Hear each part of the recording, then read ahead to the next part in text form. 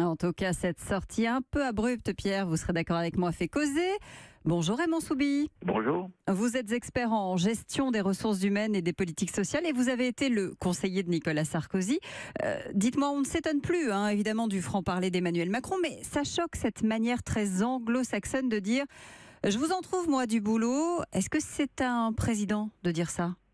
Écoutez, ce qu'il dit est une vérité, c'est-à-dire qu'il y a beaucoup d'emplois vacants en France, qui varient selon l'estimation entre 150 000 réellement vacants et 250 000 qui pourraient le devenir. Cela dit, ce sont des emplois, soit dans des secteurs qui sont plutôt de technologie avancée, comme l'informatique, etc., soit des emplois qui sont des emplois considérés comme peu attractifs, avec beaucoup de contrats-courts, ce qui est le type d'emploi qu'Emmanuel Macron a cité comme objectif aux jeunes horticulteurs ou apprentis horticulteurs qu'il a rencontrés l'autre jour. Donc je dirais, sur le fond, il est vrai qu'il est anormal d'avoir des gens qui cherchent un emploi en grand nombre, encore en grand nombre, alors qu'il y a des centaines de milliers d'emplois vacants, mais en même temps, il faut voir que ce ne sont pas les mêmes emplois. Les uns sont des CDI, d'autres des CDD. Mais sur la forme, Raymond Soubi, est-ce que vraiment c'est au président de la République de faire une sortie pareille ? Je crois que ce n'est pas la première fois qu'il fait ça. Ouais, mais quand même. Il a un langage, souvenez-vous du pognon de dingue, il a un langage... Justement, il aurait pu se polisser.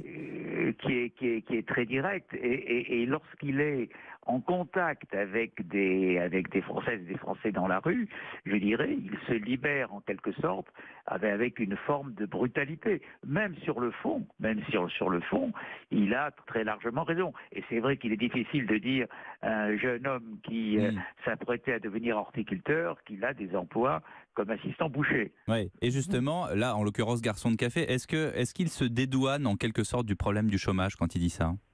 Non, je ne pense pas qu'il se dédouane du problème du chômage. Je pense qu'il part d'une profonde conviction chez lui, qui est de dire qu'il y a des dysfonctionnements de l'emploi en France, qui expliquent pour partie le taux de chômage et pour partie l'insatisfaction des chômeurs et des jeunes chômeurs. Et par conséquent, il faut bouleverser tout ça. De là, d'ailleurs, toutes les mesures qu'il a prises sur la formation, l'apprentissage, tous les sujets que nous connaissons. Mais il faut bien voir que toutes ces mesures qu'il prend sont des mesures de moyen terme, parce qu'il faut accompagner les gens, il faut les convaincre, il faut les former. Tout ça prend du temps. Et en effet, de dire à quelqu'un qui n'a qu'à aller quelques rues plus loin, quasiment dans l'instant, pour trouver un emploi de garçon de café, je dirais que c'est un peu rapide par rapport même à la réalité. Merci Raymond Soubi.